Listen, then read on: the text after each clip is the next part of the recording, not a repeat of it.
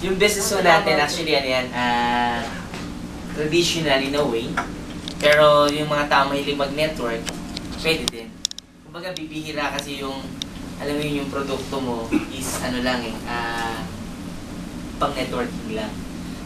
Minsan kasi talagang network lang. Siya, franchise, di ba? Madalang yung magsabay talaga siya na pwede mong i-full blast, di ba? Unlike yung nangyayari sa amin kasi, we started the business talaga as traditional mo talaga. Nakakatuwa ko kasi, yung traditional na sinimulan namin na, alam mo yun, hindi ho ganun kadali nung nagawa namin. Kaya lang, syempre ho, yung dedication ho namin, tsaka yung commitment namin para matapos siyang produkto na yan, handle ko. Actually, until now ho, talagang tinatrabaho ko pa yan. So, hindi pa rin tapos sa tagal na. So, mga almost 5 years na ho kami nagtatrabaho para matapos lahat ng products and services na yan. Until now po, tinatrabaho ko pa.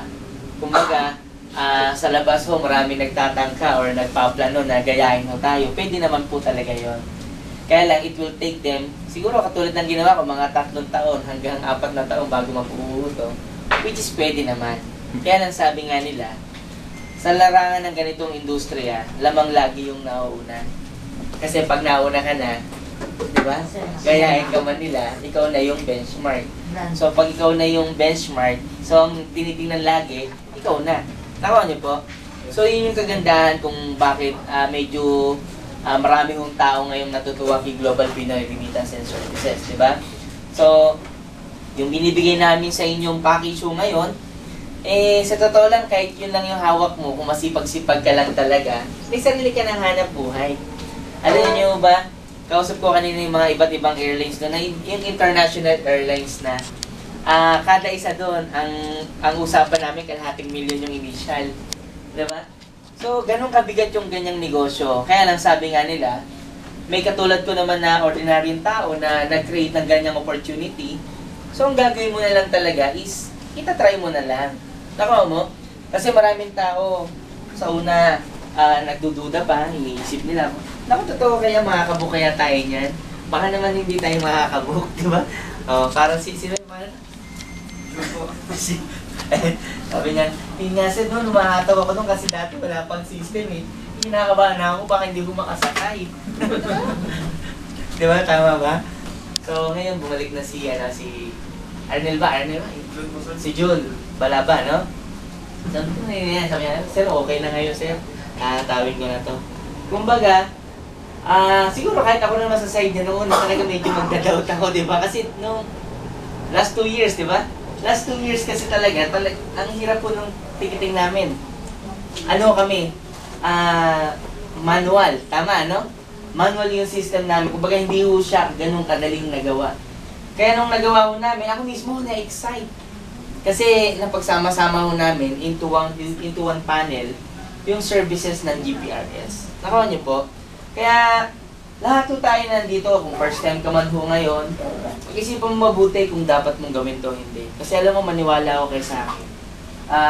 Kahit yung kit lang na 15,000 yung hawak mo, kahit hindi ka ho mag-network, bonus ho sa'yo yan. Kaya lang sabi nga nila, ang lamang ho nito, paano kung home networker ka? Paano kung may kakilala kang gusto rin mag-network, di ba? Wala bang marker? Ano pa ko eh? Tama, wala na. Diba? Kasi kaya, di ba, ito sabi ni Tony, pag may nakuha kang A and B, di ba? Paano pag humataw yan? Lamang ka, di ba? Katulad ko po, di ba? Meron akong 3 downline kanina. Ayun pala. Meron akong 3 downline. Yung downline ko na yun, mga RBC. Franchise ho. Nalaman nila na maganda pala yung networking, namamulit sa akin. Sabi, sir, paano yan? Hindi ako. Dealer ba ako? Paano yung account ko? RBC. Sabi ko, may structure na ho kayo dyan. Sabi, magdudugtong na lang kami dyan. Hindi nila ho alam. Kasi marami kami franchise. Hindi ho networker. Tama. Ngayon na-excite na sila. Tumawag sa akin yung taga-Kalumpit. Sabi niya, sir, paano yan? Meron daw global pack. Meron pumunta rito. Mga kakilala ko, naka-attend daw dyan. Gusto mag-global pack. Sabi ko, encode mo na. Sabi siya, paano i-code yun? Hindi ko alam yung networking. O, nabaliw siya ngayon, di ba? Nalaman niya may networking pala. So, ang mga kaibigan, ako tumatakbo. Marami akong franchise, hindi ko talaga networker. So, yun yung privilege. Kaya, kung ikaw ay traditional ngayon at mahilig ka pa sa networking, patok na patok sa ito. Kasi alam mo bakit? Yung produkto, totoo. Di ba? Si Amadeus, tingnan mo. Sino ba si Amadeus? Si Amadeus, siya yung parang connection ng lahat ng airline sa buong mundo. Yung isa pa dyan, si Abacus. Silang dalawa, magpapaprovide sa akin ng services pa. Sila nag-provide sa akin ng agency ticket. Ngayon, puprovidean ko naman sila ng services ticket. Katulad ng bills payment, ng remittance system, tsaka ng loading system. Nantakay mo yun? Yung kumpanya na yun, global operation ko yun. Kaya sabi nga nila, paano namin gawin yan? Kaya lang sabi niya, matagal pa namin magagawa. Kesa matagal lang kami. Sabi niya, sa'yo na lang kami, mami. Alam mo yung ganong privilege, hindi mo namin sadya. Kung alam mo yung blessing talagang overwhelming ho talaga. Kaya sabi ko nga sa mga kasamahan ko, pagtulong-tulungan natin to kasi grabe talaga yung bibigay sa atin ito. Nakaw niyo po, kaya lang normal ho talaga sa una na medyo mahihirapan ka. Yan, di ba, dadaanan mo yung mga discouragement. Wala namang bagay ho hindi nakaka-discourage, di ba? Pero tandaan niyo mga kaibigan, basta yung produkto mo totoo. Nangungusap yan mag-isa. Hindi mo kailangan baliwin ng gusto yan. The moment na nakita nila yung produkto totoo, na-try nilang maganda, maniwala ka sa akin. Yung delete nila para sumali sa'yo, nandoon. Nakaw niyo po? Yes. Asa si Rolin? Ayan ang si Rolin.